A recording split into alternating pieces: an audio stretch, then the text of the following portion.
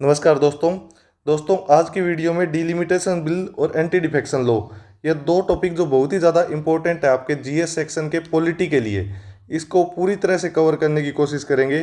चाहे आपका एसएससी का एग्ज़ाम हो, यूपीएससी का हो या कोई भी स्टेट सर्विस का एग्ज़ाम हो, उसके पॉलिटी सेक्शन के लिए ये टॉपिक बहुत ही ज़्यादा इंपॉर्टेंट है। तो बिना ज़्यादा समय गवाए वीडियो की शुरुआत करते हैं दोस्तों। सबसे पहले बात करेंगे दोस्तों डिलिमिटेशन की। डिलिमिटेशन क्या होता है? जो इलेक्टोरल कॉन्स्टिट्यूएंसीज होती है उसकी बाउंड्रीज को रिड्रॉ करना होता है बेस्ड ऑन पॉपुलेशन चेंजेस। तो डिलिमिटेशन दोस्तों डायरेक्टली प्रोपोर्शनल होता है पॉपुलेशन चेंज के। और जो डिलिमिटेशन कमीशन होता है वो एक इंडिपेंडेंट बॉडी होती है दोस्तों, और इसका जो डिसीजन होता है वो फाइनल होता है। इसको किसी भी कोर्ट में चैलेंज नहीं किया जा सकता। तो सबसे इंपॉर्टेंट बात दोस्तों, इसको एक एग्जांपल के थ्रू समझते हैं। तो जैसे कि ये कॉन्स्टिट्यूएंसी ले लीजिए, हिसार कॉन्स्टिट्यूएंसी हो गई। इसकी आज की डेट में पॉपुलेशन है 10 लाख, और इन 10 लाख जो पॉपुलेशन को एक मेंबर ऑफ पार्लियामेंट रिप्रेजेंट करता है पार्लियामेंट में। 10 साल बाद अगर इस कॉन्स्टिट्यूएंसी की पॉपुलेशन 20 लाख हो जाती है तो एक मेंबर ऑफ पार्लियामेंट काफ़ी कम पड़ जाएगा इस पॉपुलेशन के लिए। तो डिलिमिटेशन क्या करेगा, इस जो कॉन्स्टिट्यूएंसी है इसकी बाउंड्री को रिड्रॉ करेगा और दोबारा 10-10 लाख लोगों को 2 MP रिप्रेजेंट करेंगे दोस्तों। अब डिलिमिटेशन का जो कॉन्स्टिट्यूशनल फ्रेमवर्क है वो समझने की कोशिश करेंगे। जो आर्टिकल 82 है वो पार्लियामेंट क्या करता है, डिलिमिटेशन एक्ट के लिए पास करता है, और वो किसके बेसिस पे होता है? जो सेंसस होता है उसके बेसिस पे डिलिमिटेशन एक्ट पास किया जाता है। जो आर्टिकल 170 है वो जो स्टेट लेजिस्लेटिव असेंबली है उसकी जो टेरिटोरियल जो कॉन्स्टिट्यूशन है उनको डिवाइड कर देता है। और जो आर्टिकल 327 है वो पार्लियामेंट को इसकी अथॉरिटी देता है। किसकी अथॉरिटी? कि इलेक्शन के रिलेटेड जितनी भी पावर है लॉ बनाने की वो पार्लियामेंट के पास रहेगी। अब जो डिलिमिटेशन है उसका हिस्टोरियल जो है बैकग्राउंड है वो समझने की कोशिश करेंगे। सबसे पहले 1952 में कमीशन को कॉन्स्टिट्यूट किया गया था। किसके बेसिस पर? जो 1951 का जो सेंसस हुआ था उसके बेसिस पर।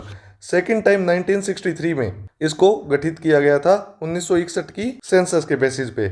उसके बाद 1973 को इसको गठित किया गया था 1971 का जो सेंसस था उसके बेसिस पे। उसके बाद दोस्तों 1976 के अंदर बिग फ्रीज आ गया था। इंदिरा गांधी ने गवर्नमेंट ने सीट को फ्रीज कर दिया था 2001 तक। इसका मेन रीज़न क्या था? ताकि स्टेट जो है वो अपनी पॉपुलेशन कंट्रोल के लिए इंकरेज किया जा सके। उसके बाद 2002 में जो लास्ट डिलिमिटेशन को कॉन्स्टिट्यूट किया गया था, ये 2001 की जो पॉपुलेशन थी उसके बेसिस पे किया गया था दोस्तों। अब बात करते हैं 84th जो कॉन्स्टिट्यूशनल अमेंडमेंट एक्ट था, ये 2001 में आया था दोस्तों। और ये सबसे इम्पोर्टेंट है क्योंकि इसमें जो ये जो फ्रीज किया गया था डिलिमिटेशन को, इसको 2026 तक एक्सटेंड कर दिया गया था। उसके बाद 87th जो कॉन्स्टिट्यूशनल अमेंडमेंट एक्ट है ये 2003 में आया गया था। और इसमें क्या था दोस्तों, जो इंटरनल बाउंड्रीज है वो रिड्रॉ करनी होगी। और जो बेस ईयर इसको 2001 के सेंसस को लिया गया था, लेकिन जो टोटल सीट है दोस्तों उनको नहीं बढ़ाया गया था। तो कुल मिला के बात ये है दोस्तों, 84th जो कॉन्स्टिट्यूशनल अमेंडमेंट एक्ट था 2001 में जो आया था, उसके अंतर्गत जो डिलिमिटेशन था उसको 2026 तक फ्रीज कर दिया गया था। और जो 87th अमेंडमेंट एक्ट था जो 2003 में आया था, उसमें इंटरनल बाउंड्रीज को रिड्रॉ करी गई थी, लेकिन बेस ईयर 2001 लिया गया था, टोटल सीट को इंक्रीज नहीं किया गया था। अब जो डिलिमिटेशन को लेके इश्यू क्या आ रहा है दोस्तों, जैसे कि आपको पता है, अब जो डिलिमिटेशन बिल है वो जो रूलिंग पार्टी है उसने पास करने की कोशिश की थी, लेकिन ये बिल जो पास नहीं हो पाया था। तो इसका मेन इश्यू क्या आ रहा है दोस्तों, जो नॉर्थ इंडिया है और जो साउथ इंडिया है, और डिलिमिटेशन को जो फ्रीज किया गया था, इसका कारण ये था कि जितने भी स्टेट है वो अपनी पॉपुलेशन को कंट्रोल कर लेंगे इतने टाइम के अंदर, और उसके बाद जो डिलिमिटेशन है वो किया जाएगा। लेकिन नॉर्थ इंडिया में क्या रहा दोस्तों कि जो पॉपुलेशन है वो ज़्यादा होती गई, और इनका जो आर्ग्यूमेंट है नॉर्थ इंडिया का वो है डेमोक्रेसी का मतलब है कि एक पर्सन एक वोट, यानी कि जिसकी जितनी ज़्यादा पॉपुलेशन है उसका उतना ज़्यादा रिप्रेजेंटेशन होना चाहिए दोस्तों। और जो साउथ इंडिया है उन्होंने अपनी पॉपुलेशन को कंट्रोल कर लिया था। और इनका जो डिबेट है वो ये है दोस्तों कि पॉपुलेशन कंट्रोल करने के कारण फिर भी इनको डिसएडवांटेज फेस किया जाएगा, क्योंकि जो अगर डिलिमिटेशन हुआ तो नॉर्थ इंडिया की जो रिप्रेजेंटेशन है पार्लियामेंट में वो काफ़ी ज़्यादा हो जाएगी। तो जो साउथ इंडिया का जो क्लेम है वो ये है कि नेशनल पॉलिटिक्स में इन्फ्लुएंस इनका कम हो जाएगा, और ये काफ़ी ज़्यादा डेवलप्ड है और इन्होंने अपनी पॉपुलेशन को कंट्रोल किया है। तो और उसके बाद भी इनका रिप्रेजेंटेशन अगर कम हो जाता है तो ये इनका इशू है। तो अब मेन डिबेट क्या चल रही है क्या रिप्रेजेंटेशन सिर्फ पॉपुलेशन पर बेस्ड होना चाहिए या डेवलपमेंट या कंट्रीब्यूशन पर भी? इस पर आपकी क्या राय है दोस्तों, कमेंट सेक्शन में ज़रूर बताना। अब अपना जो नेक्स्ट टॉपिक है उसके ऊपर जाते हैं। What is anti defection law? तो सबसे पहले बात करेंगे दोस्तों, जो एंटी डिफेक्शन लॉ है उसका पर्पज़ क्या है।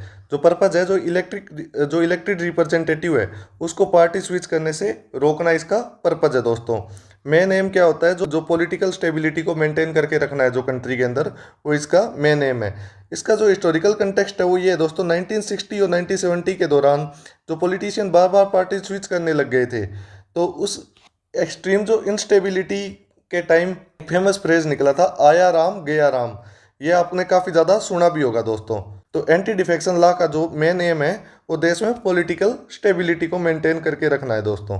इसमें क्या होता है दोस्तों, जो कॉन्स्टिट्यूशनल बेसिस इसका ये है कि जो अमेंडमेंट हुआ था 52nd कॉन्स्टिट्यूशनल अमेंडमेंट एक्ट 1985, जिसने एंटी डिफेक्शन को इंट्रोड्यूस किया था, और 10th शेड्यूल में इसको जोड़ा गया था। संविधान के जो 10वां शेड्यूल है उसके अंदर इसको जोड़ा गया था। इसने पहली बार पॉलिटिकल डिफेक्शन को डिस्क्वालीफाई करने का स्ट्रॉन्ग मैकेनिज्म अपनाया था दोस्तों। अब ग्राउंड क्या होता है डिस्क्वालिफिकेशन का, या एमपी या एमएलए को डिस्क्वालीफाई किया जा सकता है। रूल नंबर 1, अगर वो वॉलंटरली अपनी पार्टी की मेंबरशिप को छोड़ दे, या फिर वो हाउस में अपनी पार्टी विप जो पार्टी की डायरेक्शन है उसके विपरीत जाके वोट करे, या वोट को एब्सटेन करे। इन दोनों ही केसेस में जो एमपी या एमएलए है वो डिस्क्वालीफाई हो जाता है। अब इसका एक्सेप्शन क्या है दोस्तों, जो 2/3 मर्जर है, जो 91st जो कॉन्स्टिट्यूशनल अमेंडमेंट एक्ट आया था 2003 में, इस अमेंडमेंट ने लॉ को स्ट्रिक्ट बना दिया था और जो पुराना जो स्प्लिट प्रोविजन था उसको हटा दिया था। अब डिस्क्वालीफाई होने से बचने के लिए कम से कम 2/3 जो मेंबर है उसको दूसरी पार्टी में मर्ज होना जरूरी है। अब रिसेंट केस क्या हुआ था दोस्तों, जो आम आदमी पार्टी है उसके जो 7 जो अपर हाउस राज्यसभा के जो मेंबर थे, 7 राज्यसभा के जो मेंबर थे, उन्होंने मेंबरशिप छोड़ के बीजेपी को ज्वाइन कर लिया था।